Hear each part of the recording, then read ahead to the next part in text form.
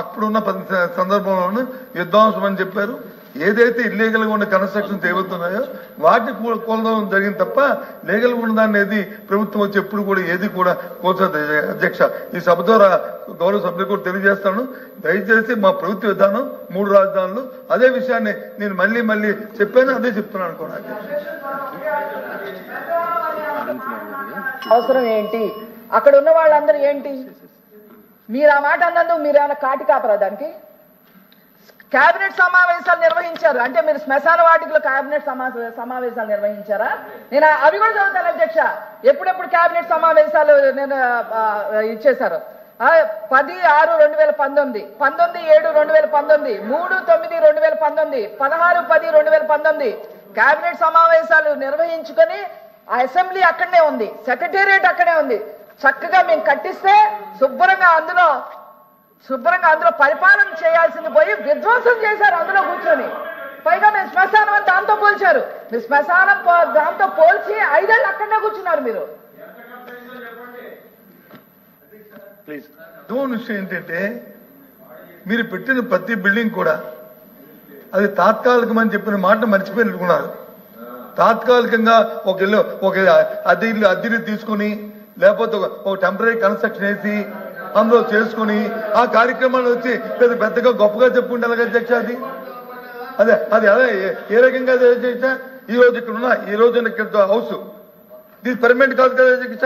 మీ ఉద్దేశంలోను ఇది టెంపరీ కదా అధ్యక్ష? ఈ టెంపరీ దానికి ఎంత ఖర్చు పెట్టాము అధ్యక్ష? స్క్వేర్ ఫుట్ గా ఆ రోజు 10,500 రూపాయలు ఖర్చు పెట్టాము అధ్యక్ష. 10,500 రూపాయలు ఆ రోజు ఖర్చు అయింది. మీ లెక్కల్లో చూసుకోండి, మీ దగ్గర రికార్డు. నేను ఏం చెప్తాను, అబద్ధం కాదు.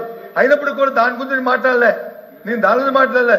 మీరు స్పష్టమైన మాటకి నేను చెప్పాను. ఏది ఆ రోజు ఉన్న సందర్భం ఏంటంటే మీరు వచ్చి చూడడానికి వస్తుంటే ఏం చూస్తారా, ఇక్కడ ఏం లేదు, ఇక అధికారం ఉన్నప్పుడు వచ్చి కట్టలేదు, 3 సంవత్సరాలు వృధా చేశారు, 6,000 కోట్లు మాత్రమే ఖర్చు పెట్టారు, 1,19,000 కోట్లకిను. కాబట్టి ఈ సందర్భంలో ఏం చేస్తారని అనే మాట మాత్రం చెప్పిన మాట వాస్తవం. దానికి ఇప్పటికే కట్టుబడి ఉన్నాను. నేను కట్టుబడి లేదే, నేనేం కాదనలేదు, నేను అనలేదు, నేను మీరు తప్పు చెప్తాను నేను అనలేదే, అదే చెప్పాను నేను. మంత్రి గారు. అధ్యక్ష, అందరిలో కొద్ది సీనియర్ సభ్యులు చాలాసార్లు మంత్రులు చేశారు, కొద్దిగా అనుభవం ఉన్న వ్యక్తి. మేము అనేమంటామంటే ఎప్పుడు కూడా అంటే ఎలాగ తప్పు చెప్పాలనేది వాళ్ళు ఆలోచన చేసి తప్పులు చెప్పడం వాళ్ళు అలవాటు. ఎప్పుడు కూడా అధ్యక్ష, ఇది తాత్కాలికమైనటువంటి శాసనసభ కానీ శాసన మండలి కానీ సెక్రటేరియట్ కానీ ఎప్పుడు మేము అనలేదు అధ్యక్ష. మీరు ఎప్పుడు కూడా మీరు ఏ రికార్డు మీరు తీసుకున్నా సరే మేము ఏం చెప్పాం అధ్యక్ష ఏం చెప్పామంటే ఇది ట్రాన్సిస్ట్ అంటే మనం పెర్మనెంట్ గా కట్టేలోపు ఇది వాడుకుంటామని చెప్పాము తప్ప ఇది తాత్కాలికమైన పదం ఎక్కడ కూడా రాలేదు అధ్యక్ష. నెంబర్ 1 అధ్యక్ష.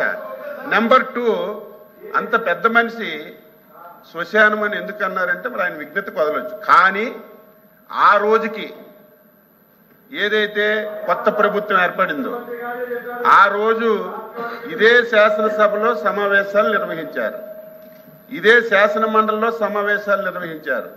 మేము కట్టినటువంటి సచివాలయంలోనే కేబినెట్ సమావేశాలు పెట్టి పరిపాలన చేశారు. మరి ఇన్ని జరిగిన తర్వాత అటువంటి వ్యక్తి ఆ మాట అనడం తప్పని చెప్పాము అధ్యక్ష.